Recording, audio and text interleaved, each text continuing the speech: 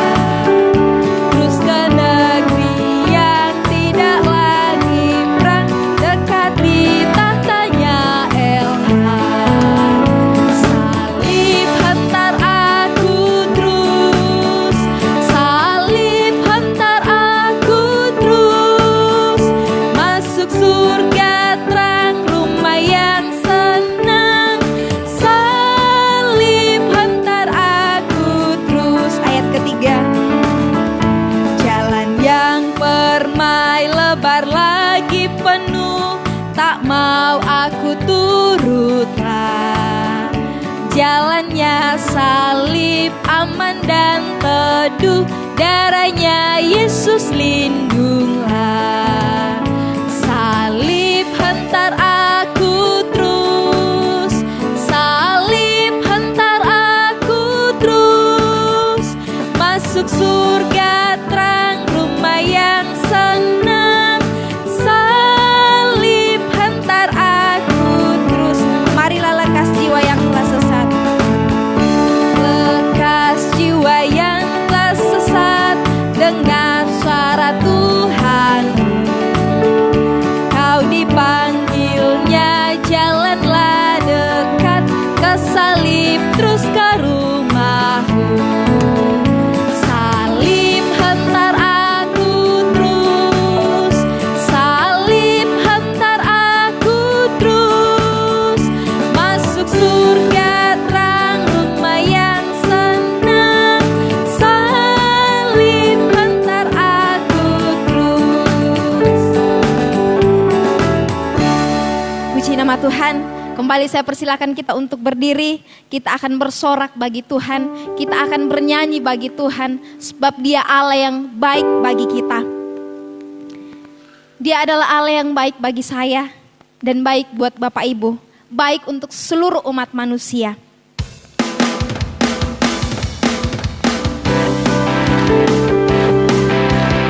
Dia mati bagiku, Dia bangkit bagiku, Dia Tuhan Allah penyelamatku.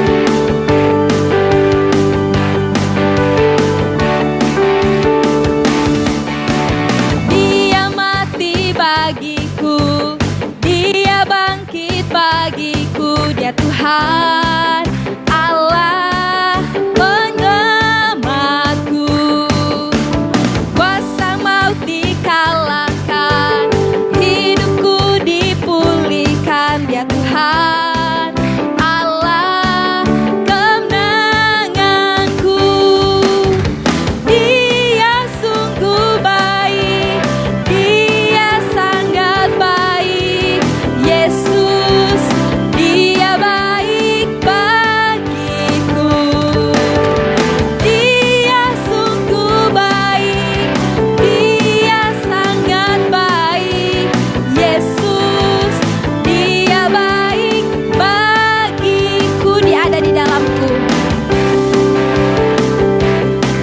bergerak di dalam kehidupan kita.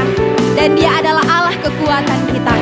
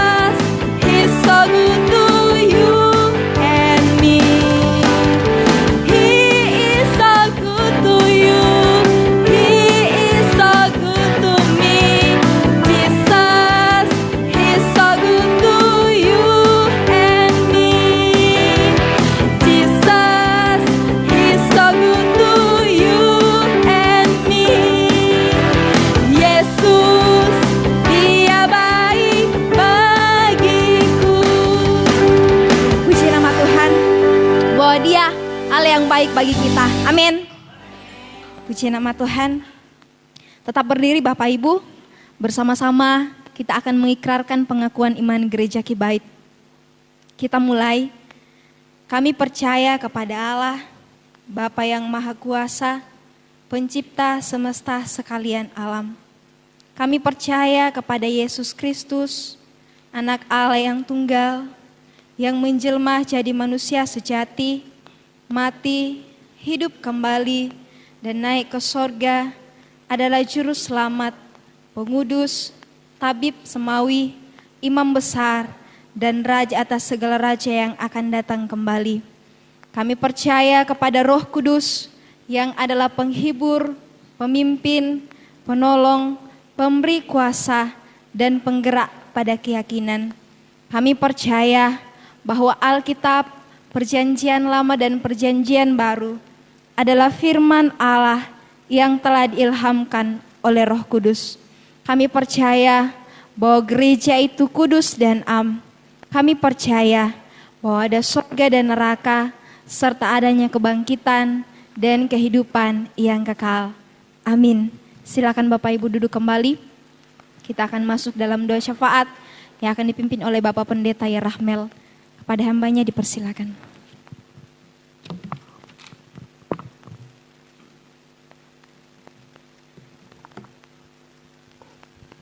Baik, Bapak Ibu sekalian, kita akan berdoa syafaat.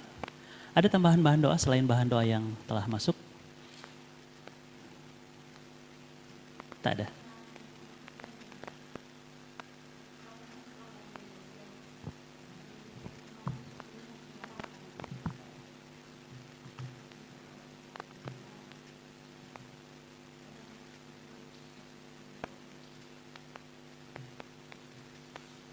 Jadi Restu sudah ada di rumah ya?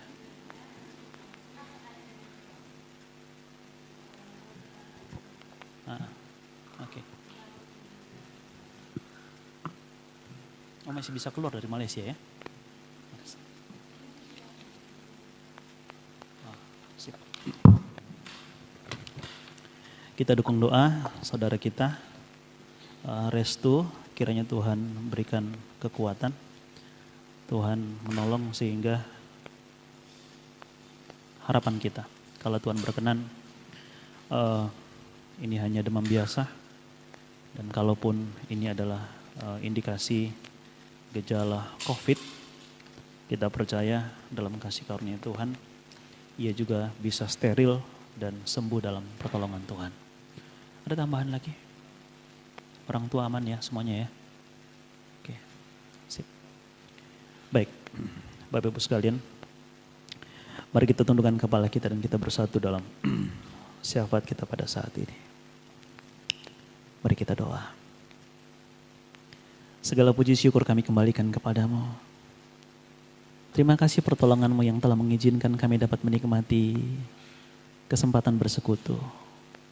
Kami sejumlah anak-anakmu di gereja ini. Juga tiap umatmu Bapa yang berada di rumah masing-masing. Dalam kasih karuniamu dapat memberi diri, memberi waktu untuk beribadah di momen spesial ini. Di kesempatan khusus ini kami memperingati Jumat Agung. Hari terpenting di kehidupan kami, di mana Tuhan menyatakan kasih dan kebaikan. Allah yang telah menjelma menjadi manusia, memberikan hidupnya, dirinya tergantung di atas kayu salib, mencurahkan darah, bahkan menanggung derita, memberi nyawa, harga yang harus dibayar, menebus dan menyelamatkan kami. Terima kasih pertolongan-Mu Tuhan yang telah mengizinkan kami dapat menikmati hari hidup sampai pada saat ini. Di tengah ancaman dan bayang-bayang penyakit, bayang-bayang virus yang sekaligus representasi kematian. Dan kami percaya dalam kasih karunia-Mu Bapa, kalau Tuhan masih mengizinkan kami dapat hidup pada hari ini, berkegiatan sampai pada saat ini, memberikan hidup kami memuliakan Tuhan dalam persekutuan. Ini menjadi kesempatan yang luar biasa. Ini berkat terbaik dan terindah yang Tuhan masih beri kepada kami untuk dapat merayakan Jumat Agung pada hari ini. Tuhan, terima kasih penyertaan-Mu bagi sejumlah umat-Mu dalam kegiatan belajar di rumah karena sekolah yang tidak bisa berjalan normal. Terima kasih yang pertolongan-Mu telah memungkinkan umat-Mu yang telah meninggalkan rumah mereka, beraktivitas setiap hari di pekerjaan-pekerjaan yang mereka tekuni. Terima kasih dapat dilampaui di dalam pertolongan Tuhan. Terima kasih Tuhan, Engkau telah sertai setiap kami di setiap tahapan waktu yang kami jalani. Terima kasih Engkau juga peliharakan keluarga kami, orang tua kami, saudara-saudara kami, tiap orang terbaik di kehidupan kami. Terima kasih mereka semua dapat menikmati kebaikan Tuhan, dapat menikmati kemurahan Tuhan. Kami dapat menikmati bersama-sama kebaikan Tuhan yang luar biasa berlangsung dalam kehidupan kami bersama. Tuhan, terima kasih hari ini. Kami percaya di kesempatan ini Engkau hadir dan sementara memberkati kami. Engkau melawat tiap kami, baik kami di gereja ini maupun tiap umat-Mu yang berada di rumah masing-masing. Engkau melihat ketulusan, Engkau melihat kerinduan kami untuk memberi hidup kami, memuliakan Tuhan, membawa diri kami semakin dekat kepada Tuhan. Kami percaya Engkau berkenan atas puji pengagungan yang kami persembahkan kepadamu pada saat ini. Kami bersepakat berdoa ya Bapa, mohon belas kasihan-Mu kiranya berkat perlindungan-Mu yang berlangsung di waktu-waktu yang lalu akan sama pula terjadi di waktu mendatang. Tengah kami menjalani tiap kegiatan kerja kami, bahkan pelayanan-pelayanan apapun yang Tuhan percayakan kepada kami untuk kami lakukan. Doa kami bersama, mampukan kami Bapa untuk dapat melakukan semuanya di dalam pertolongan Tuhan. Terima kasih juga sejumlah umat-Mu dalam satu minggu ini. Engkau telah begitu baik menyatakan kemurahan-Mu. Mereka dapat menikmati umur yang panjang. Engkau telah tambahkan 1 tahun lagi kepada mereka. Terima kasih berkat-Mu Bapa. Terima kasih pertolongan-Mu, kami percaya berkat terbaik Tuhan akan senantiasa Tuhan karuniakan kepada mereka sehingga mereka dapat menikmati hari-hari dalam kebahagiaan dan sukacita di dalam pertolongan dan pemeliharaan Tuhan saja. Hari ini kami bersepakat berdoa untuk sejumlah umat-Mu yang sementara sakit. Baik kami di kota Batam ini, entah itu tiap umat-Mu yang masih memberikan diri beribadah kepada Tuhan, atau mereka yang tidak dimungkinkan lagi karena kondisi fisik mereka, doa kami bersama di dalam nama Tuhan Yesus. Kiranya Engkau menjamah bagian tubuh yang sakit, pulihkan dan sembuhkan ya Bapa. Kami percaya bilur-bilur-Mu, luka-luka derita yang Tuhan tanggung menjadi jaminan kesembuhan bagi tiap sakit fisik yang kami alami dan kami derita ya Bapa, termasuk COVID yang mendera. Doa kami di dalam nama Yesus. Engkau tolong kami Tuhan, Engkau peliharakan kami di dalam belayan tangan kasih Tuhan. Doa kami bersama pada hari ini, menyerahkan kelam tangan-Mu, berkati ayah dari saudara kami Yulianti Baan, berkati ayah dari Ibu Sulamit, berkati ayah dari Bapak Manika, berkati ayah dari Bapak Tandiesak, ibu dari Ibu Alfeim Betula. Kami juga bersepakat berdoa untuk ayah dari Ibu Dewi Rasule dan ayah dari Bapak Leo Suryanto, ibu dari Bapak Vegi dan ibu dari Ibu Merlin, serta saudara kami Ibu Nelly, bahkan saudara kami Restu Maria. Bapa, Engkau jamah mereka, pemulihan dan kesembuhan dari Tuhan akan menjadi bagian dan milik setiap anak-anak-Mu ini ya Bapa. Juga kami bersepakat berdoa untuk sejumlah ibu-ibu yang tengah mengandung dalam jemaat-Mu di tempat ini. Kami bersepakat mohon belas kasihan Tuhan, kiranya Engkau berkati janin yang bertumbuh dalam rahim mereka, dalam pertolongan Tuhan mereka dapat menjalani hari dan minggu serta bulan-bulan masa pertumbuhan ini. Kelak ketika lahir dalam pertolongan Tuhan, kuat dan sehat di dalam pertolongan-Mu ya Bapa, dapat tumbuh di dalam bimbingan dan penyertaan Tuhan saja. Demikian juga ibu-ibu yang mengandung, persiapkan mereka untuk dapat siap menjelang masa-masa melahirkan. Dalam kasih karunia Tuhan mereka akan kuat. Di tempat ini juga kami bersepakat berdoa mohon belas kasihan-Mu untuk sejumlah saudara-saudara kami kekasih yang masih menanti kesempatan yang sama, mendapatkan waktu dan kesempatan penting untuk melahirkan anak, membesarkan dalam rumah tangga mereka. Di dalam nama Tuhan Yesus kami mohonkan belas kasihan Tuhan. Engkau kiranya peduli atas mereka. Engkau ingat mereka ketika mereka bersama memberkati rumah tangga mereka, sehingga kesempatan baik Tuhan karuniakan, waktu indah itu Tuhan beri, mereka dapat menikmati sukacita yang luar biasa. Anak yang mereka lahirkan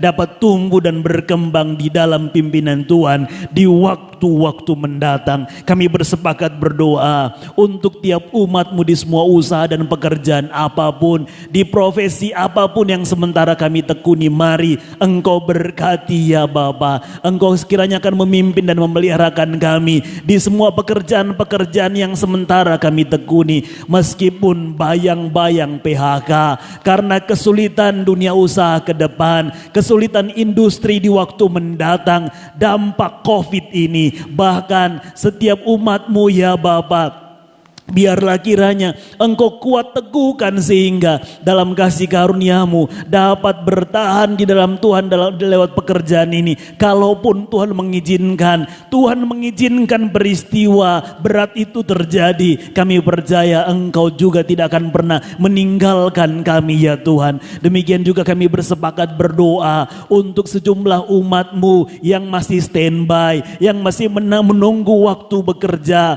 Kami bersepakat berdoa berdoa kiranya Tuhan membukakan jalan, situasi segera Tuhan pulihkan sehingga banyak kesempatan bekerja yang Tuhan bukakan dan peluang-peluang terbaik yang Tuhan berikan kepada setiap kami, dan kami dapat memilih pekerjaan-pekerjaan terbaik yang Tuhan karuniakan kelak kepada kami. Pekerjaan-pekerjaan itu kami dedikasikan demi pelayanan Tuhan, demi memuliakan dan mengagungkan Tuhan juga, untuk menjadi sarana berkat pemenuhan kebutuhan atas setiap keperluan-keperluan kami ya Bapa. Doa kami bersama pada saat ini, kiranya Engkau berperkara dan senantiasa memberkati kota di mana kami bekerja, kota Batam tempat di mana kami mencari nafkah. Kiranya situasi kondusif Tuhan ciptakan atas kota ini, bahkan bangsa ini, sehingga dampak COVID tidak akan berlama-lama, tidak akan menjadi sesuatu yang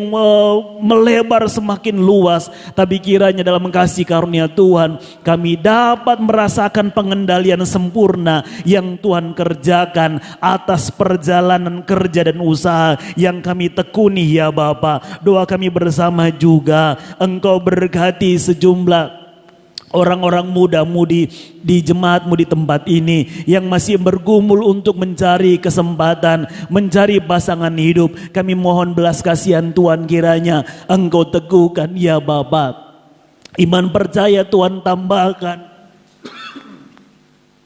untuk dapat meyakini pimpinan Tuhan, mengaminkan berkat ketika Tuhan mengizinkan satu orang tertentu Tuhan utus untuk menjadi bagian kehidupan mereka, sehingga mereka dapat membangun kehidupan pertemanan, dapat membangun kehidupan yang dekat, untuk dipersiapkan untuk hubungan berumah tangga yang berkenan dan layak dalam pemandangan Tuhan di waktu mendatang. Rumah tangga yang anak-anakmu bangun akan menjadi rumah tangga yang dipersembahkan demi hormat kemuliaan bagi nama Tuhan saja. Nah, kami mari Engkau berkati ya Bapa, kiranya mereka dapat sabar menjalani masa-masa ini, meskipun harus berada di rumah, tidak bersekolah, tapi kami percaya kegiatan belajar yang mereka tekuni di rumah akan menjadi proses yang dapat mereka nikmati. Prestasi belajar terbaik Tuhan karuniakan, sehingga mereka dapat merasakan kebaikan-kebaikan-Mu. Kami bersepakat berdoa, berkati pengurusan IMB yang sementara berproses, tiap orang-orang yang Tuhan libatkan, mari Engkau berkati sehingga mereka juga dapat memberi diri dalam ketulusan memuliakan Tuhan lewat pelayanan ini. Berkati upaya panitia, pencarian dana, proposal, bahkan rencana eksekusi pembangunan fisik ini pun dalam periode tahun ini, kalau Tuhan berkenan, mari Engkau bukakan jalan. Berkati penginjilan dimanapun dilakukan, baik tingkat sinodal, yakni departemen, klasis, bahkan gereja lokal, serta perorangan, bahkan kelompok. Mari dimanapun Injil diberitakan, nama-Mu diagungkan, dan semakin banyak orang dimenangkan demi memuliakan Tuhan. Bahkan lewat COVID ini kami ditemukan akan mampu Tuhan pakai menjadi alat kesaksian dan berkat penginjilan terbaik bagi orang-orang yang berada di sekitar kami ya Bapa. Berkati sinode gereja Kibait, baik BPMS, BPP, BPPG, Engkau berkati dan pimpin majelis klasis Jawa Sumatera, bahkan majelis jemaat dimanapun gereja-gereja lokal berada. Engkau berkati pemerintahan bangsa ini, Tuhan akan pimpin dan sertai. Bahkan kota ini kami taruh dalam genggaman tangan-Mu. Bangsa ini Bapa, dalam peperangan memerangi COVID pun Engkau berkati. Engkau berkati tim medis, Engkau berkati sarana medis yang ada, Engkau berkati tiap elemen pemerintah, bahkan masyarakat dapat bergandengan tangan bersama untuk memerangi, memutus mata rantai penyebaran virus ini ya Bapa. Kami juga bersepakat berdoa dalam waktu yang sama, beberapa tempat yang dilanda banjir dan bencana bencana alam yang lain. Di dalam nama Tuhan Yesus kami mohon belas kasihan Tuhan, kiranya kemurahan-Mu ada untuk tiap anak-anak-Mu di masa-masa sulit yang sementara kami hadapi. Doa kami bersama, kami percaya Tuhan mendengarkan, siap berperkara, ada untuk menjawab setiap kami, selalu hadir untuk menolong setiap kami ya Bapa. Doa kami bersama di dalam nama Tuhan kami Yesus Kristus. Haleluya. Amin.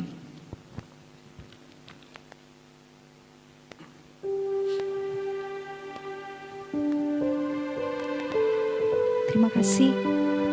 Mari mempersiapkan bejana hati kita untuk diisi oleh kebenaran firman Tuhan yang akan menjadi renungan Paskah bagi kita pada pagi hari ini.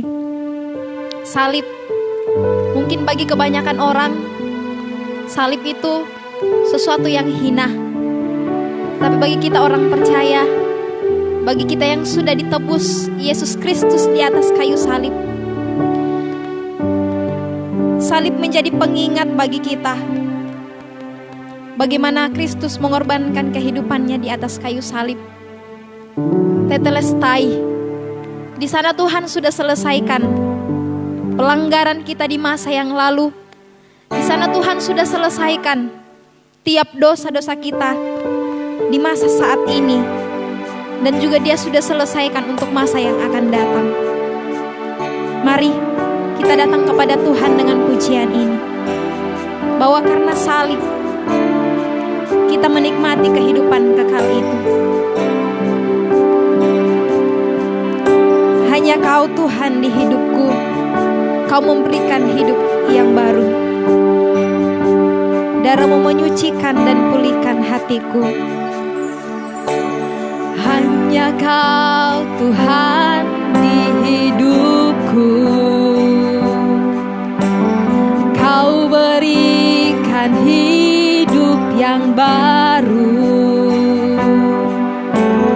Darah-Mu menyucikan, pulihkan hatiku.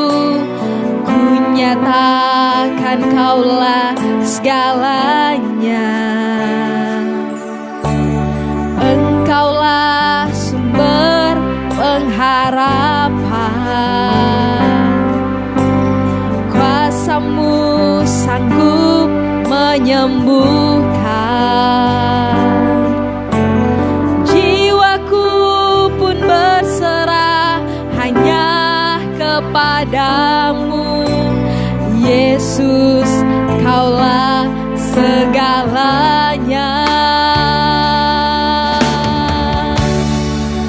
Karena salib-Mu ku hidup, karena salib-Mu ku menang.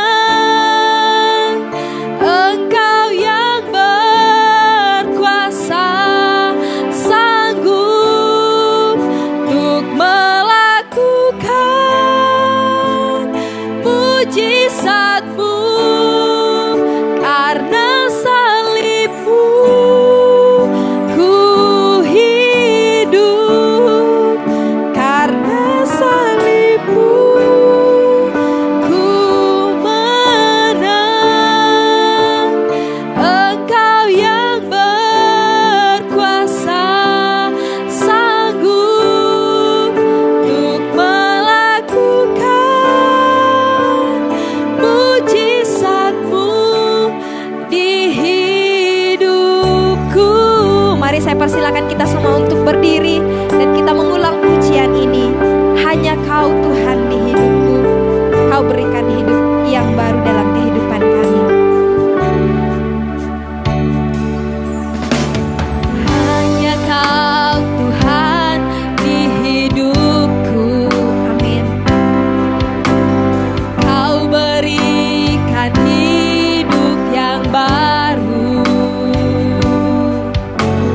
Darah-Mu menyucikan, pulihkan hatiku. Ku nyatakan Kaulah segalanya. Engkaulah sumber pengharapan. harapan. Kuasa-Mu sanggup menyembuhkan. Jiwaku pun berserah hanya kepadamu. Yesus, Kaulah segalanya. Karena salib-Mu, karena salib-Mu, ku hidup. Karena salib-Mu, ku menang. Engkau yang berkuasa, sanggup untuk melakukan mujizat-Mu. Karena salib-Mu, ku hidup. Karena salib-Mu, ku menang.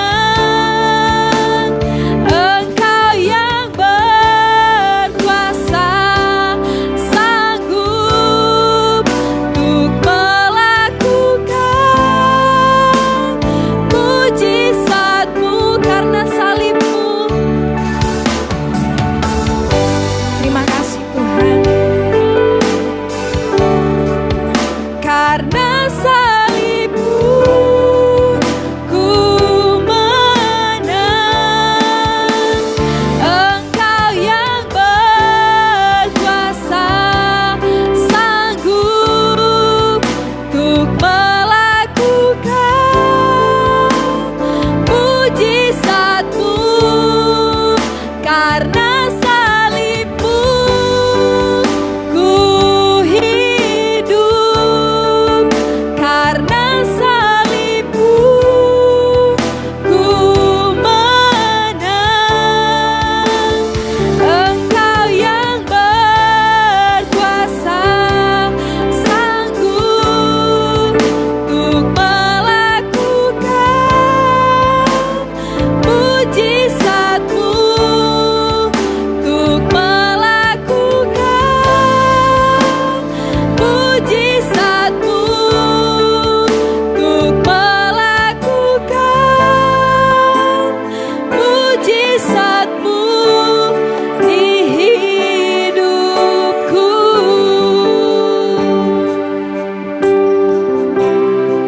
Ini pernyataan kami bersama Tuhan pada hari ini.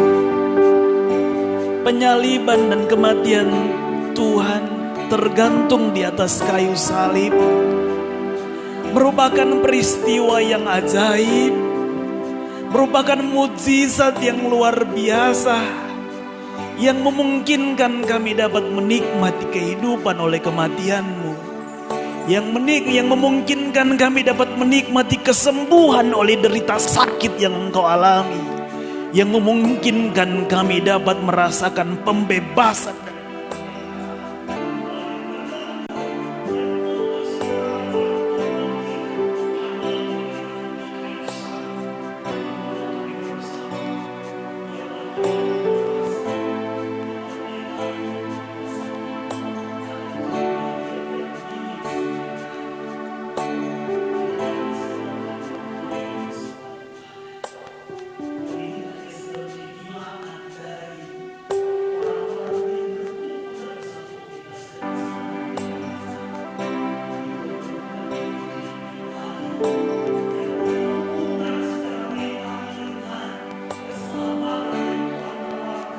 Lewat salib dan derita di Golgota itu, biarlah kiranya kami akan merasakan pengalaman pribadi, pengalaman khusus bersama dengan Tuhan lewat perayaan Jumat Agung ini.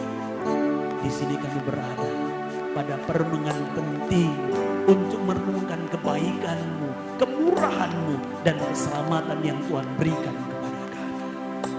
Ini doa kami bersama. Tuntun kami Tuhan, sertai kami. Hamba-Mu dalam keterbatasan, mari Engkau urapi dengan kuat kuasa-Mu.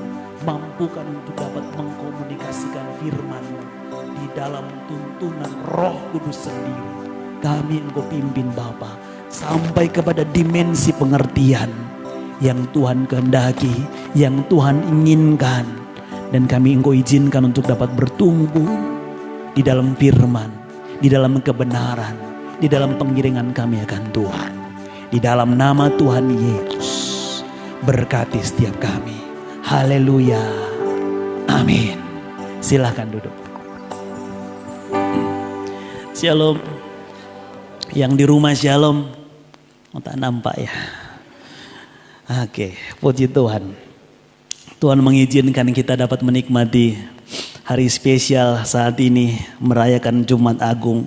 Saat Yesus tergantung di atas kayu salib, saat dimana ia menelan semua derita dan harus meregang nyawa demi menebus dan menyelamatkan kita, umat yang sebenarnya tidak pantas dan tidak layak untuk menerima karunia keselamatan. Tapi karena kasih Tuhan, ia tidak memandang ketidaklayakan itu.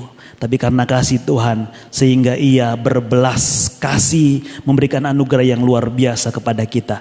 Baik Bapak Ibu sekalian, saya mengajak kita untuk saat ini melihat bagian firman Tuhan dari Injil Lukas untuk pasal yang ke-23. Dari ayat yang ke-44 sampai dengan ayatnya yang ke-49.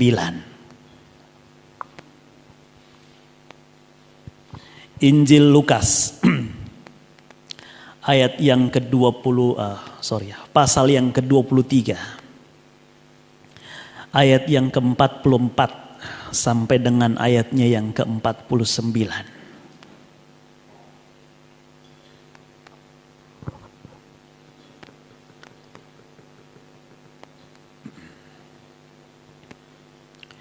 Kalau sudah menemukan bagian itu, komputer kita rusak ya? Nggak bisa ya? Hebat juga nih COVID-nya, bisa memutus kabel. Oh bukan ya, kirain karena COVID. Ayat 44 sampai 49. Saya baca bagi kita sekalian, sidang jemaat Tuhan. Bagi yang di gereja maupun di rumah, mari perhatikan Alkitabnya masing-masing. Firman Tuhan berbunyi demikian. Ketika itu hari sudah kira-kira jam 12. Lalu kegelapan meliputi seluruh daerah itu sampai jam 3. Sebab matahari tidak bersinar dan tabir bait suci terbelah dua. Lalu Yesus berseru dengan suara nyaring, "Ya Bapa, ke dalam tangan-Mu kuserahkan nyawaku." Dan sesudah berkata demikian, ia menyerahkan nyawanya.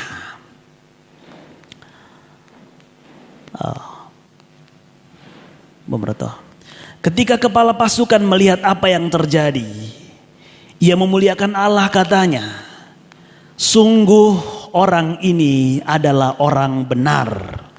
Dan sesudah seluruh orang banyak yang datang berkerumun di situ untuk tontonan itu, melihat apa yang terjadi itu, pulanglah mereka sambil memukul-mukul diri semua orang yang mengenal Yesus dari dekat, termasuk perempuan-perempuan yang mengikut dia dari Galilea, berdiri jauh-jauh dan melihat semuanya itu. Amin. Sampai sedemikian jauh pembacaan kita pada hari ini. Satu topik renungan yang akan menjadi konsentrasi pembahasan kita, yakni keajaiban Kalvari. Kalau kita bicara tentang keajaiban, ini sesuatu yang tidak alami. Kalau bicara tentang keajaiban, ini sesuatu yang tidak natural, sesuatu yang tidak biasa. Pertanyaannya, fenomena apa, peristiwa apa yang tidak lazim, yang tidak biasa, yang terjadi di seputar Kalvari waktu itu, ketika Yesus disalibkan di Bukit Golgota itu? Mungkin Bapak Ibu ada yang berusaha untuk mencari istilah Kalvari di Alkitab, tidak akan ketemu. Terjemahan Alkitab yang kita pegang, yang dikeluarkan oleh Lembaga Alkitab Indonesia, tidak memilih kata Kalvari untuk mengganti istilah Bukit Tengkorak atau Golgota itu. Kalvari sebenarnya istilah yang ada dalam pengistilahan bahasa Latin, jadi dia kosakata bahasa Latin, yang kemudian dipakai oleh salah satu terjemahan Alkitab bahasa Inggris, King James Version itu, untuk menuliskan alamat Golgota, tempat Tuhan Yesus tersalib, yang adalah Bukit Tengkorak itu disebut dengan Kalvari, disebut dengan Bukit Tengkorak, disebut dengan Golgota, bahasa Latin Calva atau Calvarium, yang kemudian diterjemahkan dalam versi bahasa Inggris Calvary. Jadi ketika kita bicara tentang keajaiban Calvary, itu hal yang sama.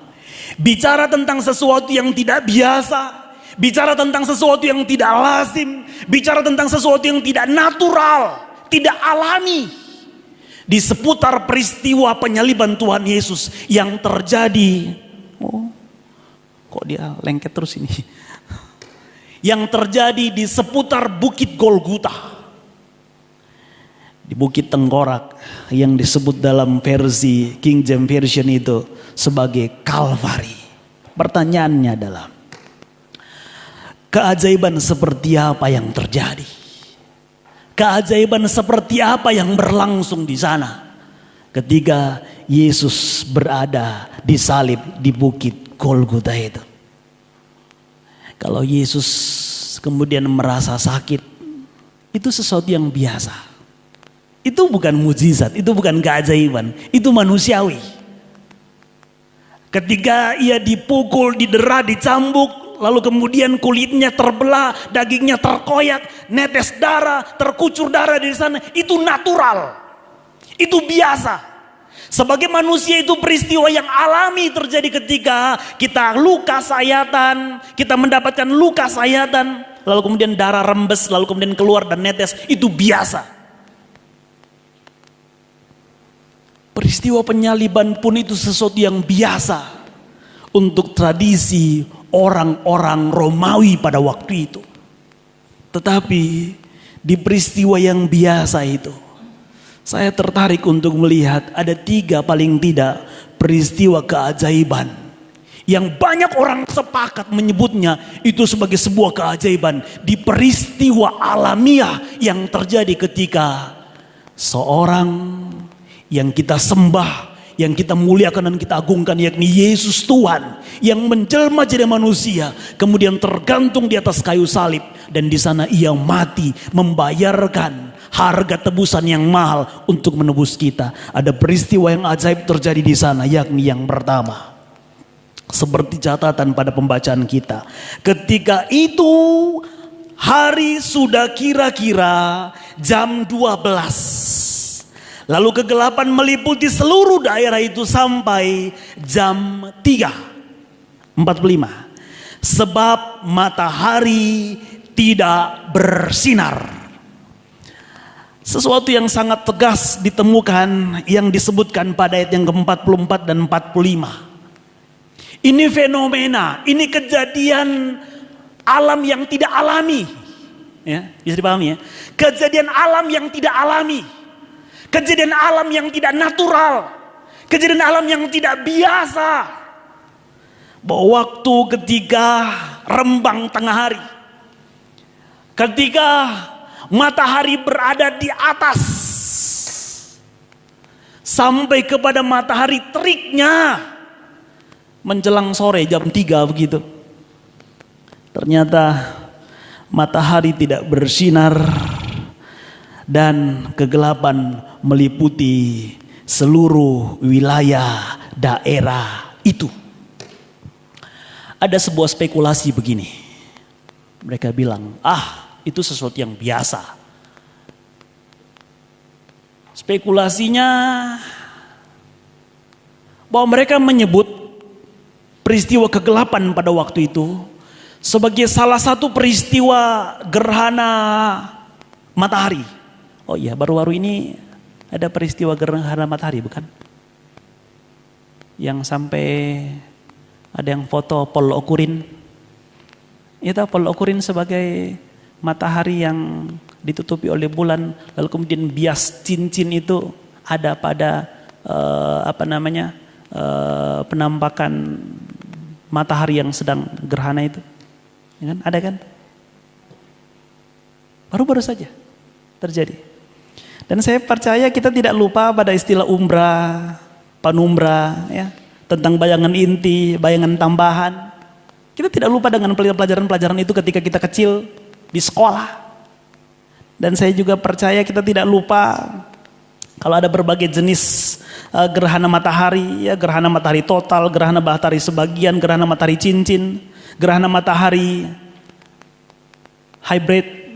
hibrida, ya, di mana gerhana matahari itu menutup sebagian wilayah dan wilayah tertentu terbuka sinar matahari dan terang di sana begitu.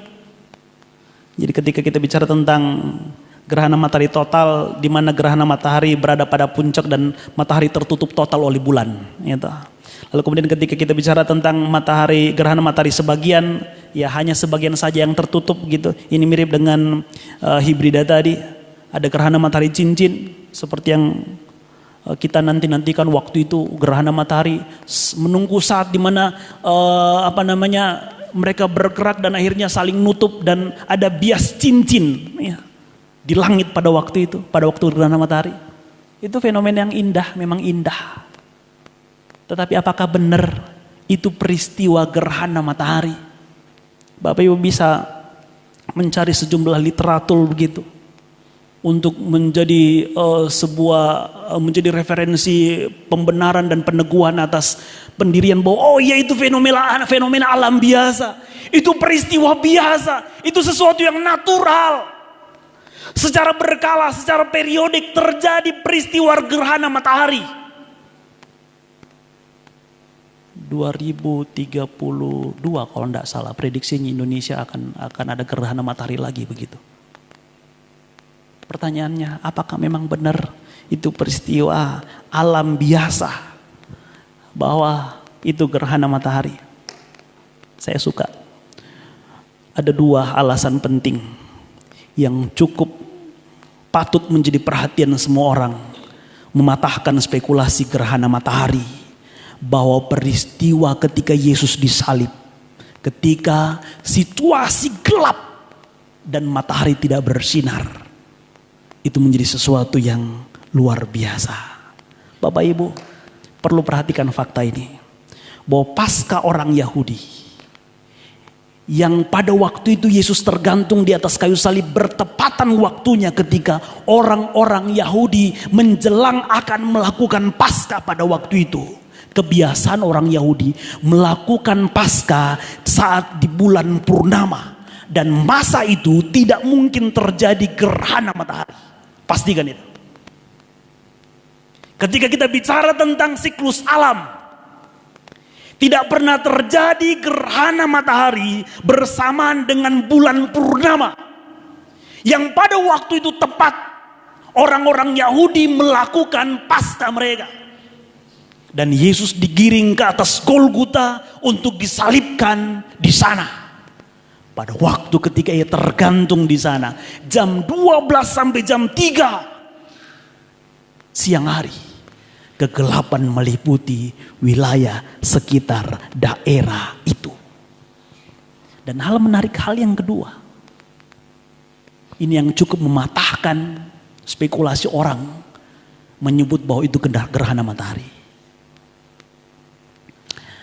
Ada yang ketika peristiwa gerhana matahari kemarin begitu kehilangan momentum, tidak bisa lagi foto ke atas karena kemudian sudah lewat bulannya, lalu kemudian lewat matahari dan bulannya, dan mereka kemudian berpisah semakin jauh dan akhirnya lepas gitu.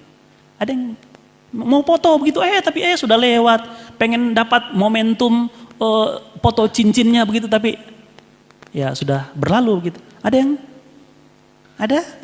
Oke. Yang saya mau kasih tahu begini, poinnya. Gerhana matahari biasanya sesuatu yang berlangsung tidak lama. Hanya hitungan sedikit waktu saja. Ia berada pada posisi saling nutup. Bulan menutupi matahari sehingga sinar matahari tidak nembus ke bumi ini. Itu hanya memerlukan waktu sedikit. Tetapi Alkitab bicara untuk waktu yang cukup panjang. Dari jam 12 sampai jam 3 siang menjelang sore. Matahari tidak bersinar. Dan bumi, wilayah sekitar tempat itu terjadi kegelapan. Sehingga orang kemudian tercengang. Termasuk kepala dan pemimpin tentara pada waktu itu. Hal yang kedua, Bapak Ibu sekalian. Sebelum saya bicara tentang yang kedua, saya ingin bicarakan ke kita begini. Bahwa kalau kita bicara tentang peristiwa dan fenomena gelap gulita meliputi Golgota, mari kita bersepakat seperti ini. Bahwa ini bukan peristiwa alam biasa. Tapi ini sebagai suatu keajaiban yang harusnya memberikan kepada kita sebuah makna penting. Bahwa pada waktu Yesus tergantung di atas kayu salib, kegelapan meliputi. Pemandangan manusia pada waktu itu terbatas dan tidak bisa melihat sekitar mereka. Saya memaknai seperti ini. Yesus yang adalah terang dunia harusnya tidak memberikan dampak gelap ketika ia berada di muka bumi ini. Ketika ia tergantung di atas kayu salib harusnya tidak memberikan dampak dan efek gelap kepada orang-orang yang berada di sekitar mereka.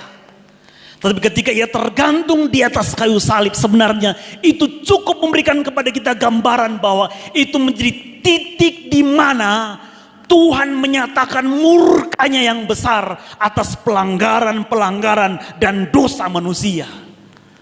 Sehingga ketika ia tergantung di atas kayu salib, itu menjadi saat di mana kegelapan yang tadinya yang adalah simbolisme dari murka Tuhan atas dosa-dosa manusia kemudian sirna ketika Yesus mengembuskan napas, memberikan nyawanya menjadi harga bayaran untuk penebusan kita. Bukankah itu sesuatu yang luar biasa? Ketika Tuhan Yesus disalib, kemudian terang menyingkirkan kegelapan, kemudian terang penyelamatan menyingkirkan gelap gulita pada waktu itu. Sehingga harusnya menjadi pemaknaan bagi kita bahwa ketika kita merayakan Jumat Agung seperti ini, ketika kita merayakan Paskah seperti ini, jangan kemudian kita berada dalam kegelapan. Jangan kemudian kita berada di dalam bayang-bayang maut, bayang-bayang pelanggaran dan dosa-dosa kita. Karena Tuhan murka dengan itu. Manusia itu tidak kemudian bisa melihat jalan keselamatannya. Tidak ada sinar matahari sedikit pun yang mereka bisa jadikan sebagai alat bantu untuk melihat jalan. Mereka gelap. Tuhan Yesus tergantung di atas kayu salib untuk memberikan terang kepada kita. Sehingga itu menjadi tawaran keselamatan yang penting yang perlu disadari semua orang ketika itu. Dan orang pada zaman ini bahwa Yesus tergantung di atas kayu salib untuk memberikan jalan keselamatan kepada kita. Hal yang kedua, bukan hanya sekedar peristiwa gelap gulita dan tidak ada sinar matahari ketika itu. Tetapi peristiwa yang kedua dicatat pada ayat yang ke-45 tadi. Dan tabir bait suci terbelah dua. Itu menjadi peristiwa keajaiban kedua yang perlu menjadi tegas bagi kita sekalian bahwa ketika Yesus tergantung di atas kayu salib, ketika ia disalibkan di Kalvari, ini peristiwa penting yang perlu kita catat. Tabir bait suci kemudian terbelah menjadi dua. Perlu Bapak Ibu perhatikan, termasuk Injil Matius mencatat bahwa ketika tabir bait suci terbelah dua, Ada peristiwa yang berdekatan dengan itu, yakni gempa bumi. Tapi ketika kita bicara tentang urutan waktunya, ketika kita bicara tentang kronologinya, Bapak Ibu bisa perhatikan Alkitab akan menemukan begini. Bahwa tirai bait suci kemudian terbelah dua. Sesudah itu kemudian gempa bumi terjadi di seputar wilayah itu. Artinya apa? Kalau kita mau mencoba untuk mencari sebab. Oh ya, itu karena faktor kebetulan. Tirai bait suci, tabir bait suci terbelah dua dan terkoyak. Oh, itu karena gempa yang terjadi sehingga terkoyak, terbelah dua dan sobek dari atas sampai ke bawah. Jelas sekali secara kronologi penulisan ayat ini, peristiwa gempa bumi itu didahului oleh sobeknya, oleh terbukanya tabir bait suci. Jadi jelas bukan karena sebab gempa bumi.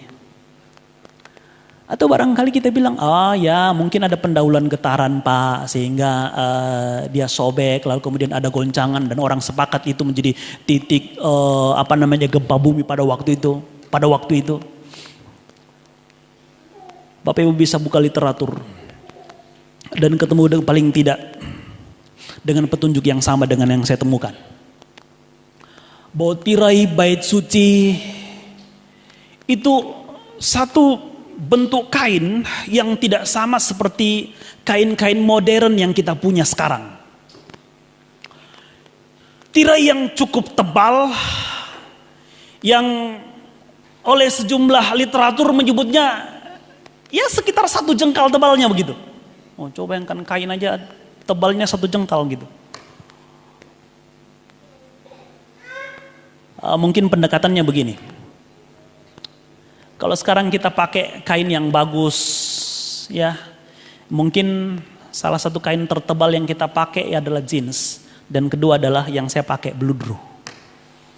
Tidak ada lagi yang lebih tebal dari itu sekarang. Karena alat tenunnya sudah bagus. Zaman dulu, zaman orang tua kita begitu. Saya masih dengar cerita mereka pakai kain yang cukup tebal. Karena memang tenunnya manual. Dan orang-orang dulu kutumayong, istilah orang Toraja kutumayong, kutu busuk. Tuma, tahu ya. Orang-orang dulu termasuk. Ada yang tahu tumayong. Kutu busuk yang biasa di karung, di kasur. Enggak pernah ya? Syukurlah, berarti Bapak Ibu bersih di rumah. Oke. Ketika zaman saya kuliah, zaman saya sekolah, saya tidak usah sebut ya saya tinggal di mana waktu itu. Tapi saya mengganti teman yang meneruskan tempat tinggal itu dan saya pikir kok banyak sekali nyamuk di tempat ini begitu. Tapi kok tidak ada suaranya terbang-terbang. Aduh, pada bentol-bentol badan. Saya pikir udahlah, apa ini? Saya kemudian entah bagaimana kemudian terpikir, jangan-jangan tumayong, ya kan, kutu busuk. Udah, saya bilang sama teman, yuk kita periksa di kasur yuk. Wah, kami buka ini semua merinding. Saya punya bulu-bulu merinding karena wow di sana banyak sekali kutu busuk bersarang dan tidak enak baunya. Akhirnya kami tidak tidur di situ. Ya, saya tidur di meja, dia tidur di kursi. Dan besoknya kami jemur, kami semprot dan segala macam. Kami tidur malam berikutnya masih juga gelisah dengan itu. Aduh, ternyata memang harus kasurnya yang dibasmi. Udah kami bersih dan segala macam. Akhirnya kami bisa menikmati untuk waktu yang panjang tinggal di situ tanpa ada gangguan tuma lagi, kutumayong. Nah, kenapa zaman dulu ya kutumayong itu begitu banyak? Karena memang orang pakai baju tebel, pakaiannya tebel, ya kondisi waktu itu dingin memang, ya kan Toraja masih sampai hari ini masih dingin begitu. Diperlukan baju untuk Menolong tubuh kita supaya kita tetap hangat begitu. Dan ya waktu itu hanya bisa membuat kain yang tebal. Dan bayangkan kain yang tebal itu potensial di mana, sangat potensial, sangat kondusif di mana kutu busuk itu bersarang dan hidup di situ begitu. Coba bayangkan. Ya memang ditambah yang faktor yang lain, jarang dicuci waktu itu kan. Itu faktor yang lain yang mempengaruhi sehingga kutu busuk melekat pada baju orang-orang tua kita dulu begitu. Giliran mereka diperkenalkan dengan sabun, lalu diajari untuk nyuci, bersih memang kelihatan warnanya, boring-boringnya sudah lepas begitu. Kan setelah itu malu sabang mati bayam nenek, coba dicuci, wah mau mesir rong kan, iya, wah ternyata manapo, apa, lapuk, karena memang sudah lama, bahan sudah lama, ya warnanya kemudian kelihatan tapi orang Makassar bilang gara, mana apa lapuk.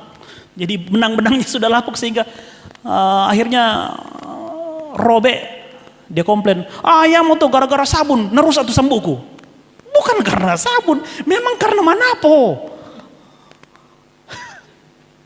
Balik ke sini, ke tirai tadi. Tebalnya 10 sentian. Ini ada dua sumber yang melakukan memberikan informasi yang sama. Ada yang bilang 10 sentian, ada yang bilang satu jengkal begitu.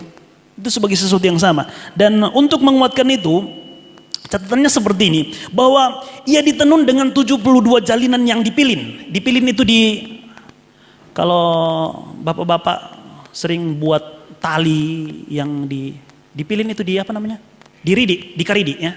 Itu dipilin. Yang biasa bikin tali untuk ayamnya barangkali. Jadi dipilin, bikin tali untuk. Ternyata dia terdiri dari 72 jalinan tali yang dipilin. Dan jalinan tali itu pun terdiri dari 74 benang. Coba bayangkan. 74 benang yang dijalin, dipilin menjadi satu tali pilinan. Dan tali pilinan itu ada 72 tali pilinan yang kemudian dibuat dianyam menjadi satu bentangan kain, dan itu yang dipakai untuk menjadi tirai bait suci. Jadi bukan hanya sekedar tirai yang di belakang tipis lalu kemudian ketika ditiup angin lalu kemudian terbuka dan kita bisa melihat ruang Maha Kudus di sana, enggak. Ini sebagai sekat pembatas antara ruang Maha Kudus dan ruang tempat di mana imam ada mempersembahkan korban kepada Tuhan pada waktu itu. Korban persembahan yang dibawa oleh umat Tuhan dibawa ke bait Tuhan lalu dipersembahkan di ruang kudus pada waktu itu. Dan hanya sekali setahun peristiwanya seorang imam besar masuk ke ruang Maha Kudus. Jadi pemisah itu cukup tegas. Diperlukan kain yang cukup kuat dan kaku untuk membatasi antara ruang Maha Kudus, antara manusia dan tempat di mana Allah berdiam pada waktu itu. Jadi sebenarnya kalau kita bicara dari segi kekuatan kain, ya, ini kan sesuatu yang ya walaupun tebal, kuat, tapi dia tidak kaku. Dia cukup bisa bergerak sehingga ketika ada goncangan sekalipun kalau kita mau sebut, oh iya terjadi gempa dulu baru kemudian tirai bait suci terbelah dua. Juga tidak mungkin. Paling juga ia jatuh dari atas lalu kemudian terlipat-lipat dan tergulung-gulung di bawah. Tetapi yang terjadi pada fenomena kedua ini, yakni tirai bait suci kemudian terbelah menjadi dua. Ini menjadi sesuatu yang sangat penting bagi kita sekalian. Menjadi perenungan penting bagi kita. Kenapa? Tirai ruang Maha Kudus menjadi sesuatu yang sangat penting bagi bangsa Israel. Berkaitan dengan keimamatan bangsa Israel. Berkaitan dengan ibadah yang dilakukan bangsa Israel. Artinya, tidak semua orang bisa bertemu dengan Tuhan ketika mereka membawa persembahannya kepada Tuhan. Tidak semua orang dapat menghadap langsung kepada Tuhan ketika mereka hendak membawa persembahan mereka kepada Tuhan. Tidak semua orang dapat langsung datang kepada Tuhan ketika ingin berbicara kepada Tuhan, berdoa kepada Tuhan, mohon belas kasihan Tuhan dan pengampunan Tuhan.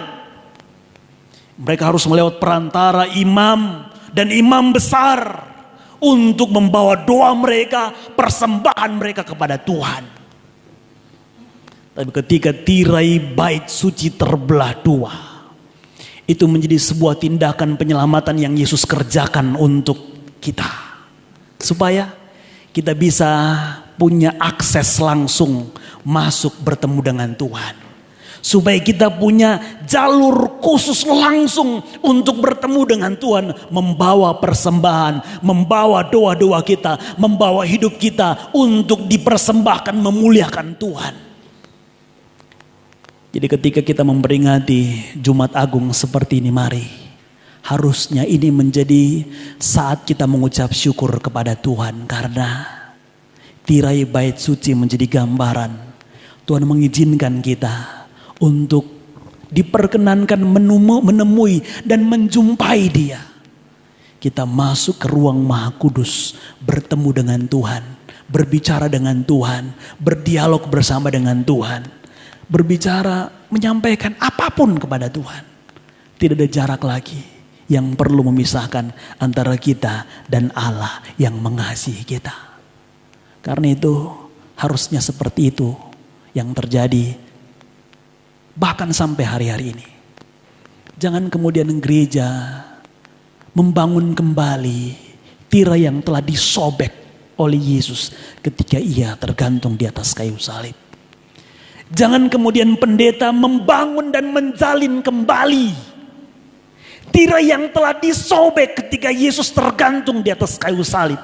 Karena tirai itu telah terbelah, tirai itu telah terkoyakkan, dan kita punya akses langsung untuk bertemu dengan Tuhan.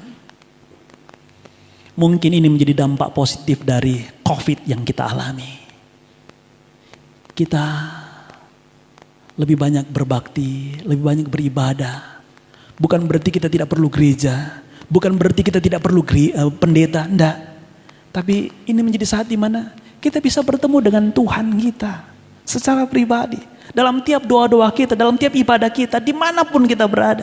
Mungkin akan ada satu kondisi di waktu mendatang, saat yang jauh lebih sulit dari ini. Mungkin. Ya. Kita tidak bisa lagi untuk kumpul. Ini masih bisa, hanya diatur jarak. Akan ada saatnya kalau kita bicara Alkitab, belajar Alkitab, akan ada saatnya, akan ada masanya di mana ketika ketemu satu orang yang beribadah kepada Tuhan, ketika ketemu dengan satu orang yang berdoa kepada Tuhan, mereka akan ditangkap, mereka akan dipenjara, mereka akan dibunuh karena mereka tengah beribadah kepada Tuhannya. Tapi ketika waktu itu pun datang, kita percaya kita tidak akan bermasalah dengan komunikasi kita dengan Tuhan. Kita tidak akan bermasalah dengan hubungan kita dengan Tuhan. Kita tidak akan bermasalah dengan ibadah kita dengan Tuhan. Tidak harus dengan kita berada dalam satu persekutuan, tidak harus dengan berada dalam satu sekat-sekat gedung gereja. Lalu ada pendetanya di sana, tidak harus dengan itu ketika situasinya tidak dimungkinkan. Tapi mari, hari ini gereja harusnya menjadi sarana. Pendeta hanya sekedar sarana untuk menolong kita bertemu langsung dengan Tuhan. Bukan menjadi representasi dari Tuhan. Bahwa kalau ada orang-orang tertentu, ada jemaat-jemaat tertentu, ketemu dengan satu pendeta A, satu pendeta B, seolah-olah sudah bertemu dengan Tuhan. Tidak. Harusnya bukan pendeta yang kita temui dalam ibadah kita. Bukan gereja yang kita temui dalam ibadah kita. Tapi Tuhan yang kita temui di semua pertemuan ibadah yang kita lakukan. Mari, ada juga orang yang berkumpul seperti ini barangkali tidak jaminan berada di gereja, mereka bertemu dengan Tuhan. Mungkin mereka bergereja, fisik mereka ada di gereja, tapi mereka tidak sedang bertemu dengan Tuhannya. Mungkin kita sedang melakukan ibadah. Di rumah-rumah barangkali kita sedang melakukan ibadah. Tapi sesungguhnya masih ada tirai yang membatasi kita. Tidak ada kesempatan di mana kita punya akses langsung bertemu dengan Tuhan. Karena tirai itu masih membentang, membatasi diri kita dengan Tuhan sesembahan kita. Karena itu mari, sekali lagi, harusnya momentum Jumat Agung menjadi saat di mana kita mengucap syukur kepada Tuhan karena Ia mengizinkan dirinya ditemui. Ia memberikan dirinya dijumpai. Ia memberikan dirinya terbuka untuk berkomunikasi dengan umatnya. Hal yang ketiga, hal yang terakhir. Keajaiban yang ketiga yang saya mau sebutkan berdasarkan ayat ini. Mari kita lihat. Ayat 47. Ketika kepala pasukan melihat apa yang terjadi, ia memuliakan Allah, katanya, sungguh orang ini adalah orang benar. Saya begitu yakin ini sebagai sebuah keajaiban. Setiap peristiwa pertobatan adalah sebuah keajaiban. Dan saya secara pribadi mengucap syukur. Pertobatan yang Tuhan izinkan terjadi dalam kehidupan saya juga sebuah keajaiban. Dan kondisinya sangat dramatis sekali. Kalau orang baik ke gereja, setia kepada Tuhan, bertobat, itu sebagai sesuatu yang biasa. Anak pendeta, anak penatua, anak diaken, baik, bertobat, sesuatu yang biasa. Ini seorang kepala pasukan, kepala tentara pada waktu itu kemudian bertobat dan menyatakan sungguh orang ini adalah orang benar. Satu peristiwa yang sama ketika Yesus tergantung di atas kayu salib, yakni bertobatnya seorang penyamun yang disalib bersama dengan Yesus. Sama. Mereka adalah orang yang terbiasa dengan kekerasan.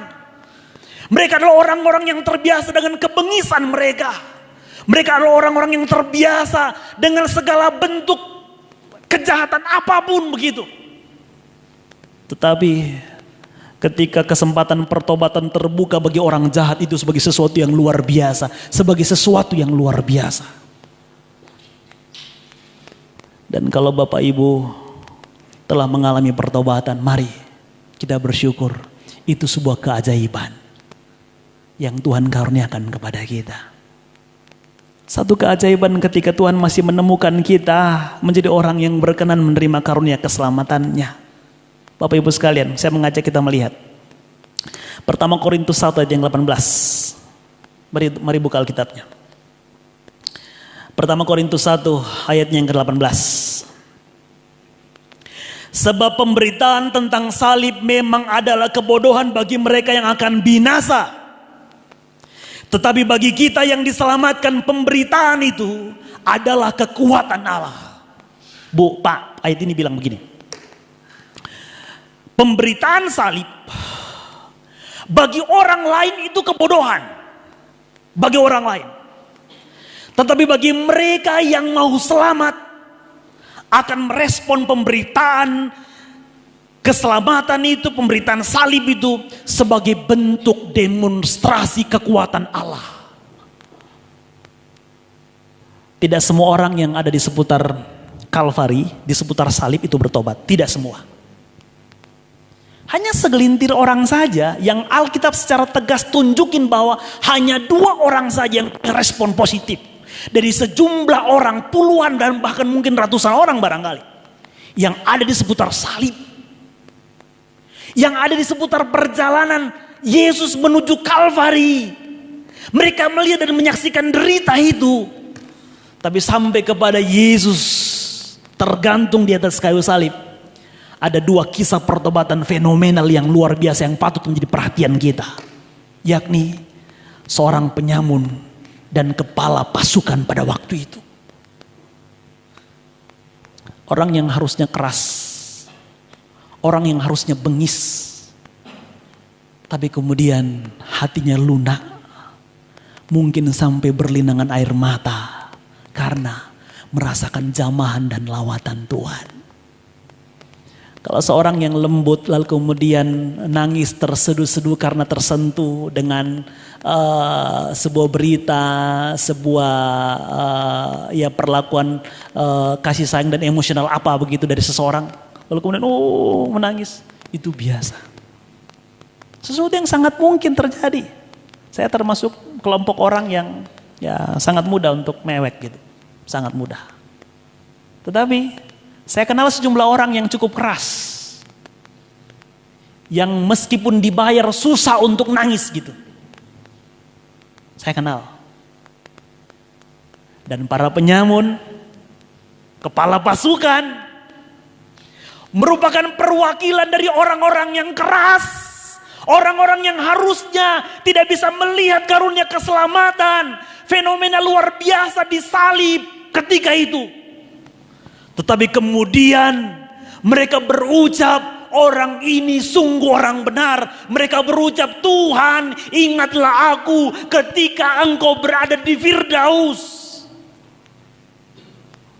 Kalau Tuhan masih mengizinkan kita melihat kebenaran, melihat keselamatan, menyadari setiap pemberitaan keselamatan, pemberitaan Injil, pemberitaan karunia, kasih karunia, anugerah Allah. Mari kita syukur di dalam Tuhan kalau Tuhan sampai pada hari ini masih membukakan itu kepada kita. Walaupun bagi sejumlah orang itu adalah kebodohan. Dan mungkin kita sudah bolak-balik berita Injil kepada orang lain tapi mereka tidak menerimanya. Ada satu hal penting yang perlu saya sampaikan kepada kita di akhir renungan kita pada hari ini. Mari lihat 2 Korintus pada pasal yang keempat, ayat yang ketiga dan ayat yang keempat. 2 Korintus 4 ayat yang ketiga dan ayat yang keempat bilang begini. Jika Injil yang kami beritakan masih tertutup juga, maka ia tertutup untuk mereka yang akan binasa. Yaitu orang-orang yang tidak percaya, yang pikirannya telah dibutakan oleh ilah zaman ini. Sehingga mereka tidak melihat cahaya Injil tentang kemuliaan Kristus yang adalah gambaran Allah. Ada fakta ini. Ada orang-orang tertentu yang dibutakan oleh ilah zaman ini. Mungkin kita telah bolak-balik berita tentang Injil. Kita bolak-balik cerita tentang Injil. Kita bolak-balik sampaikan Injil ke mereka. Tapi mereka masih enggak ngeh. Mereka masih enggak nyadar. Mereka masih dalam kebebalan mereka. Dan menolak karunia keselamatan itu. Mari. Jangan kemudian kita berputus asa. Mungkin mereka adalah orang-orang yang memang dibicarakan pada ayat ini. Sebagai orang-orang yang tertutup. Sebagai orang-orang yang akan binasa. Karena ilah zaman ini yang membutakan mereka. Tapi kalau Tuhan mengizinkan kita menjadi bagian dari karunia keselamatan. Mata kita dapat melihat karunia keselamatan. Kita dapat ngalamin anugerah keselamatan. Itu mujizat yang Tuhan izinkan kita rasakan dan kita alami. Harusnya kita bersyukur menjadi bagian dari keselamatan itu. Harusnya kita membesarkan Tuhan dalam keajaiban yang luar biasa yang Tuhan izinkan terjadi dan berlangsung atas kehidupan kita. Karunia keselamatan itu harta yang paling luar biasa yang tidak semua orang bisa nikmati. Dan kalau kita menjadi bagian dari karis karunia itu, mari kita bersyukur di dalam Tuhan. Kita percaya ini mujizat yang Tuhan izinkan berlangsung dalam kehidupan kita bersama. Mari kita doa. Tuhan, terima kasih. Saat kami merayakan Jumat Agung di kesempatan ini, Tuhan menyatakan kepada kami keajaiban yang luar biasa. Kegelapan meliputi Kalvari. Matahari tidak bersinar untuk waktu yang cukup panjang pada waktu itu. Tuhan, ajari kami menyadari itu sebagai satu momen penting yang harus kami tegaskan kepada diri kami. Tuhan murka kepada kegelapan. Tuhan sedang murka kepada dosa. Dan ketika Yesus sudah membayarkan harga yang mahal yakni nyawanya. Kemudian kegelapan sirna. Terang menjadi bagian kami. Biarlah kiranya kami dapat mengucap syukur. Senantiasa mengucap syukur di dalam Tuhan. Karena bukan hanya sekedar keselamatan yang Tuhan karuniakan kepada kami. tapi akses untuk bertemu dengan Tuhan.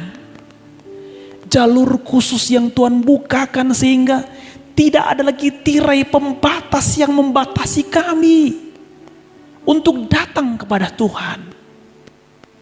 Dan kalau Tuhan masih mengizinkan kami menjadi bagian dari karunia keselamatan, kami senantiasa harus mengucap syukur. Ini keajaiban. Kami tidak pantas dan tidak patut.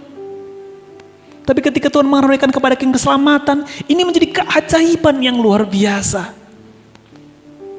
Kami menyadari, mungkin kami tidak sejahat penyamun. Kami tidak sejahat para tentara ketika itu, yang mendera dan memukul Tuhan Yesus dan menyalibkannya. Tapi kami sama berdosanya dengan mereka. Kami sama tidak layaknya dengan mereka. Kami sama sebagai orang-orang yang tidak pantas untuk menerima karunia keselamatan. Kami lebih layak menerima penghukuman. Kami lebih pantas untuk mendapatkan penghukuman atas dosa kami, kesalahan kami, pelanggaran-pelanggaran kami. Tapi ketika Tuhan mengizinkan kami menikmati karunia keselamatan, itu menjadi keajaiban yang luar biasa, yang Tuhan karuniakan, yang Tuhan izinkan kami rasakan dan kami nikmati dalam kehidupan kami bersama. Karena itu Tuhan hari ini, biarlah kiranya setiap kami yang menyembah, setiap kami yang bersekutu, kami tidak kemudian dibatasi oleh sekat, kami tidak dibatasi oleh dinding-dinding, kami tidak dibatasi oleh penghalang-penghalang yang memungkinkan kami bertemu dengan Tuhan. Dimanapun kami berada, baik kami yang berada di rumah maupun umatmu yang berada di sini, dapat bertemu langsung dengan Tuhan. Menikmati komunikasi dan hubungan yang intim dengan Tuhan. Menikmati indahnya pemeliharaan dan pengasihan Tuhan dalam sepanjang kehidupan kami bersama. Ini doa kami di dalam nama Yesus. Haleluya. Amin.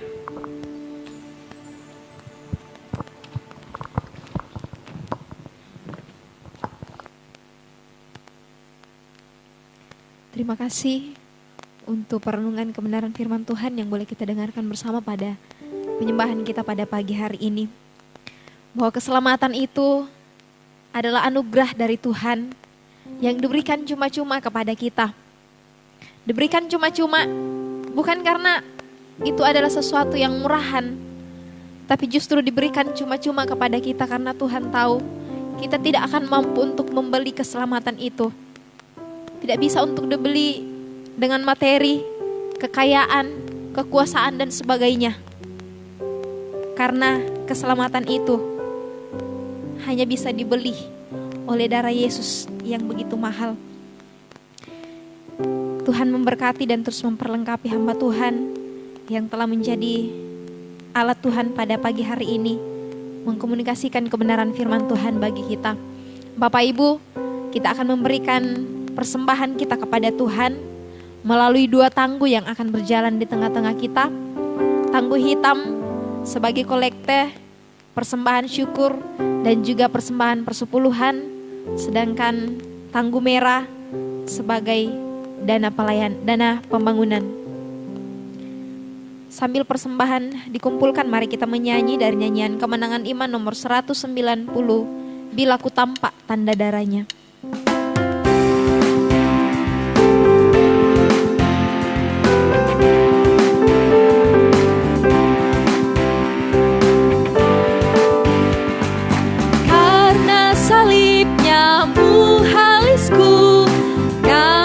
Berdosa diampuni, darah perciklah tebusanmu, kau tak binasa ku lalui.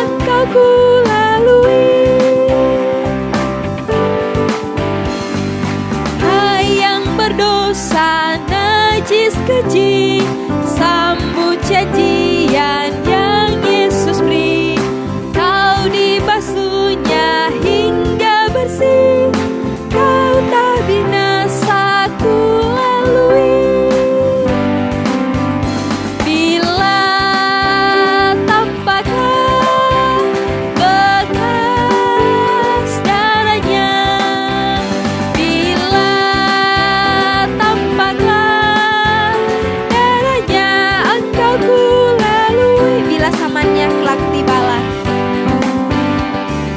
Bila zamannya kelak tibalah, setiap diri beri jawabnya.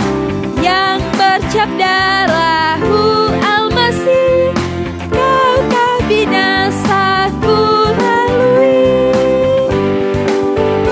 Bila tampakkan bekas darahnya, bila tampakkan darahnya, Engkau ku lalui. Doa persembahan oleh Pak Guru Marsha.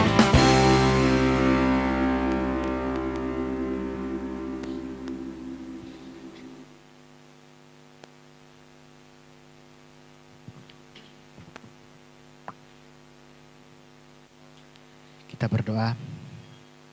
Maha besar Engkau ya Tuhan Allah kami, Allah yang bertahta dalam kerajaan surga.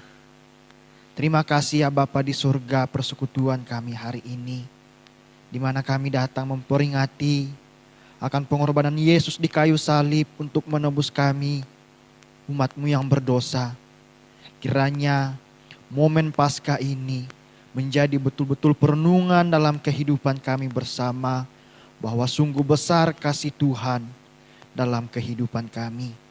Kiranya firman Tuhan yang boleh kami renungkan bersama, yang kami dengarkan, senantiasa menjadi bagian dalam kehidupan kami, senantiasa menjadi penguatan di dalam menjalani kehidupan yang Tuhan anugerahkan kami. Terima kasih juga ya Bapa di surga, melalui persekutuan kami hari ini, kami datang membawa korban syukur kami kepada Tuhan, sebagai tanda pengucapan syukur kami kepada Tuhan untuk semua yang Tuhan berikan, untuk semua yang Tuhan lakukan dalam kehidupan kami.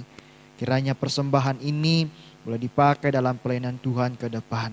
Berkati setiap jemaat Tuhan yang sudah memberi, biarlah mereka senantiasa merasakan berkat dalam kehidupan mereka. Berkati pula hamba-Mu yang boleh berjalan di tengah-tengah jemaat-Mu dalam mengumpulkan persembahan ini. Kiranya senantiasa diberkati Tuhan dalam keluarga, terlebih dalam pelayanan yang Tuhan percayakan kepadanya. Terima kasih Bapa di surga, kelanjutan ibadah kami bersama pada hari ini kami serahkan ke dalam tangan-Mu. Kiranya Tuhan yang bersama dengan kami. Demi Kristus Allah yang hidup kami berdoa. Amin. Terima kasih. Kita akan mengakhiri penyembahan kita pada pagi hari ini.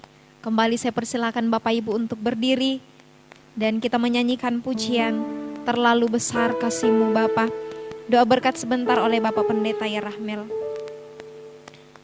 Bahwa sesungguhnya tidak ada pengorbanan yang lebih besar dari pengorbanan Kristus di atas kayu salib.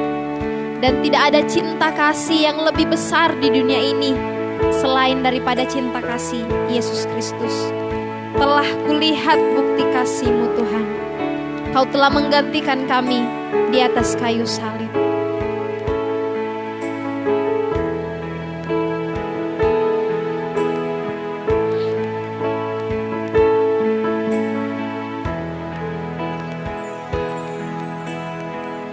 Telah kulihat bukti kasih-Mu. Kau menderita gantikanku. Dengan darah-Mu Kau selamatkanku. Kini ku hidup menyenangkan-Mu. Sekali lagi telah kulihat. Telah kulihat bukti kasih-Mu. Kau menderita gantikanku. Dengan darah-Mu Kau selamatkanku. Kini ku hidup menyenangkan-Mu.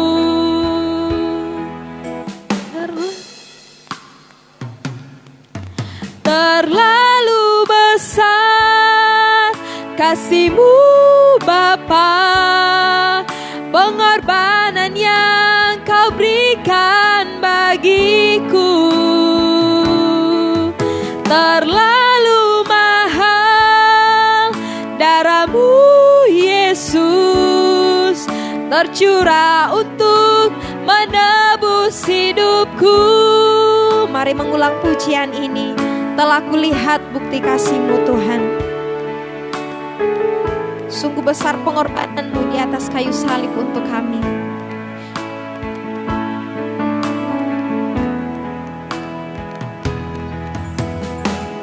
Telah kulihat bukti kasih-Mu, Kau menderita gantikanku. Dengan darah-Mu Kau selamatkanku. Kini ku hidup menyenangkan-Mu.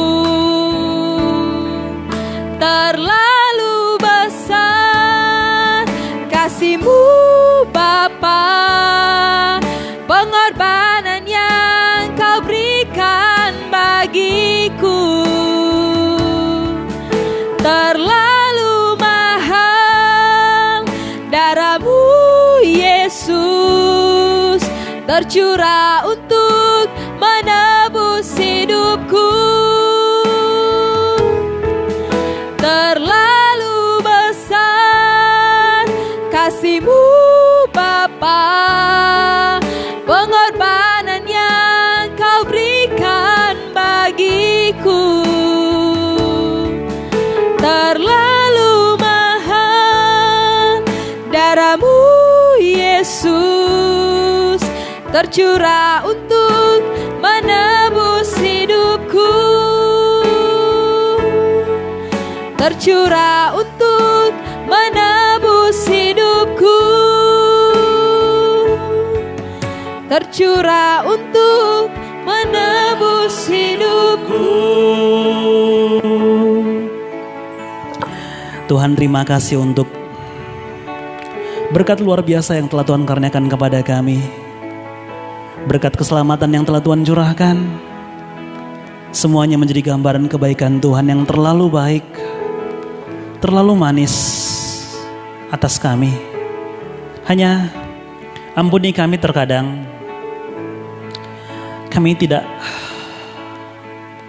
hidup seperti yang Tuhan mau. Kami tidak memberikan diri kami dalam memuliakan Tuhan seperti yang Tuhan mau. Kami tidak menjalani kehidupan kami dengan kesetiaan seperti yang Tuhan mau. Kami tidak memberikan diri kami terlibat dalam pelayanan seperti yang Tuhan mau. Tuhan, ini doa kami bersama di momen penting Jumat Agung ini. Peristiwa penyaliban Tuhan, derita salib yang Tuhan alami, darah yang menetes, nyawa yang diberi cukup untuk memberikan kepada kami penegasan bahwa apa yang Tuhan kerjakan sungguh sangat berat. Apa yang Tuhan beri sesuatu yang sangat luar biasa mahalnya, yang tidak bisa kami ukur dengan materi. Tapi kalau Tuhan mengaruniakan keselamatan kepada kami, itu anugerah yang luar biasa. Karena itu Bapa, ajar kami hidup berkenan. Ajar kami hidup menyenangkan Tuhan.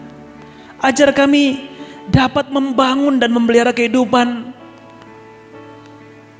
yang berkenan dalam pemandangan-Mu sebagai bentuk penghargaan kami kepada pengorbanan luar biasa yang telah Tuhan karuniakan kepada kami. Karena itu Bapa, teguhkan kami kembali, kuatkan kami kembali, beri kepada kami semangat untuk berjalan kembali. Meski kami menghadapi dilema dan kesulitan COVID, tapi kami percaya Engkau tetap baik dan selalu baik. Meski kami berada dalam tengah-tengah kesulitan, Tuhan tidak pernah meninggalkan kami. Tuhan yang telah menyelamatkan kami, Tuhan yang sama yang akan menolong kami, melindungi kami dan memelihara kami sempurna di tengah-tengah badai COVID ini. Tuntun kami dalam perjalanan pulang. Tibakan kami dengan selamat. Kembalikan kami untuk mengerjakan kehidupan kami. Bahkan keselamatan yang Tuhan karuniakan. Untuk hidup berkenan, juga menjadi alat berkat dan kesaksian bagi lebih banyak orang yang berada di sekitar kami. Doa kami bersama. Kami serahkan kehidupan kami, Engkau berkati. Kiranya berkat kasih karunia dari Allah Bapa, tuntunan penyertaan dalam Kristus Yesus, janji penghiburan Allah Roh Kudus akan mengawali perjalanan kamu sekalian. Sejak hari ini sampai kedatangan Tuhan pada kali yang kedua. Menyambut salehnya. Haleluya. Amin. Silahkan duduk, silahkan bersatu teduh. Demikian ibadah kita. Tuhan berkati kita sekalian. Dan pasca kita pada hari kemenangan di ibadah raya di Minggu, kita masih akan bertemu dalam ibadah yang sama di sini pada jam 8. Dan nanti malam tetap masih ada jadwal ibadah doa bersama kita ya. Jadi kita masih buat di sini untuk streaming dan teman-teman bisa mengikuti ibadah doa bersama di rumah masing-masing. Oke. Dan himbauan terakhir kami selalu mengingatkan kita. Mari kita jaga diri, jaga jarak, jaga kebersihan. Demi memutus mata rantai penyebaran COVID ya. Seperti pemberitaan terakhir yang dirilis pemerintah Kota Batam khususnya, ya ternyata pengidap positif COVID semakin banyak dan ya ternyata setelah akses masuk dan keluar diminimalisir, ya penyebaran itu bukan berarti tidak ada, justru penyebarannya itu bukan lagi dari orang yang datang, ya, tetapi ya orang-orang yang terpapar, yang sudah terlanjur terpapar, yang ada di Kota Batam bersama-sama dengan kita, menjejak di tanah yang sama, di pulau yang sama, menghirup udara yang sama di Kota Batam ini. Mereka terpapar dan sangat mungkin menulari kita. Atau kita yang terpapar sangat mungkin menulari orang-orang di sekitar kita. Jadi saya suka ada satu video dari teman-teman di Itali. Mereka bilang mentalitas yang harus dibangun, jangan hanya berpikir orang lain terpapar begitu sehingga saya harus menghindari orang. Tapi mari sebaiknya juga kita berpikir, mana tahu saya yang terpapar, sehingga saya harus jaga diri supaya orang lain tidak tertular gitu. Jadi dua hal ini yang perlu kita seimbang dalam berpikir. Boleh kita melihat orang lain terpapar dan kita menjaga jarak. Tapi mari, jangan juga kita merasa, wah saya aman, saya sehat. Sampai saya bisa nyentuh siapapun karena saya aman gitu. Enggak, bisa saja. Kita justru orang yang terpapar tanpa gejala. Mari kita jaga. Jadi saya tidak bilang ini supaya kita curiga dengan orang. Enggak. Saya tidak bermaksud begitu. Tapi mari kita betul-betul menjalani kehidupan kita bukan dengan tegang-tegangan, tapi santai. Cuman kita harus serius bahwa kita harus memutus mata rantai penyebaran, bantu pemerintah, bantu orang-orang kesehatan untuk memerangi COVID ini. Sehingga kondisi kita tidak semakin parah. Dampaknya bisa ke banyak hal. Ya, bisa ke ekonomi, bisa ke hubungan sosial kita. Akan semakin banyak kejahatan. Mari kita menjaga supaya situasi tetap kondusif, ya, lebih aman di rumah, lebih tidak berisiko di rumah. Karena itu mari kita tetap jaga diri, jaga jarak, jaga keadaan kita supaya tetap berada di rumah. Kalau tidak terlalu penting, jangan terlalu banyak keluar ya. Tuhan berkati kita sekalian. Shalom.